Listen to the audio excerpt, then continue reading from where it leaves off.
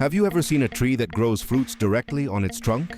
Not from its branches, but straight out of the bark itself, in bunches that look like tiny grapes.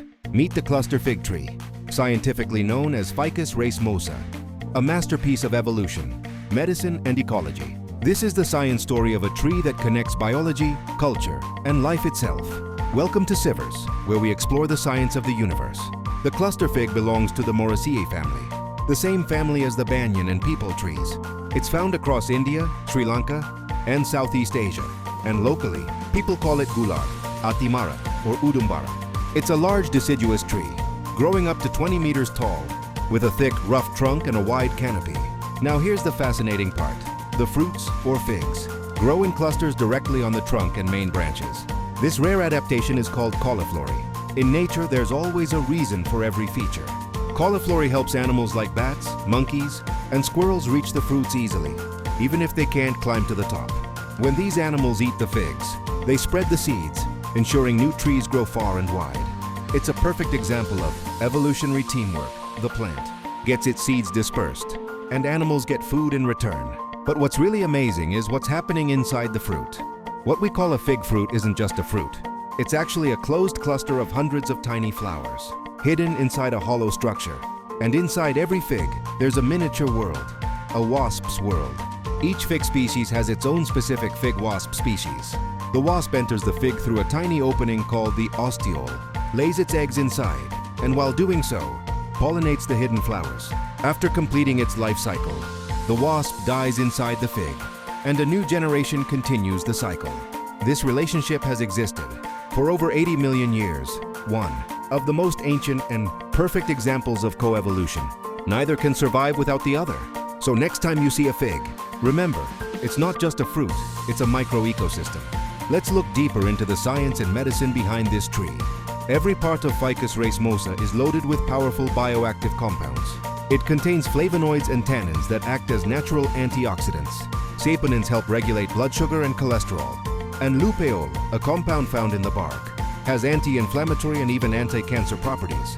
That's why in Ayurveda, it's called Udumbara and is considered both sacred and healing. Traditional healers use the bark for diabetes and skin diseases, the fruits for ulcers and digestion, and the latex for cuts and wounds as a natural antiseptic. Modern research also supports many of these uses, showing that extracts of Ficus racemosa have anti-diabetic, antimicrobial, and wound-healing effects. It's a perfect example of ancient wisdom meeting modern science. In the forest, fig trees like this are called keystone species. That means if they disappear, an entire web of animals could collapse. Why? Because fig trees fruit multiple times a year, even when other trees don't. Their fruits feed bats, birds, monkeys, deer, and even insects, keeping entire food chains alive. In return, these animals spread the seeds, helping new trees grow. The fig tree becomes a center of life, sustaining the ecosystem around it. Beyond science, this tree also has deep cultural roots. In Hinduism, it's linked to Lord Dattatreya and Lord Vishnu. In Buddhism, it's said that Lord Buddha gave sermons under an Udumbara tree. The Sanskrit word Udumbara means the rarest blossom, because its flowers are hidden inside the fruit and rarely seen. In Buddhist mythology, when an Udumbara flower appears, it's said to symbolize the arrival of something divine.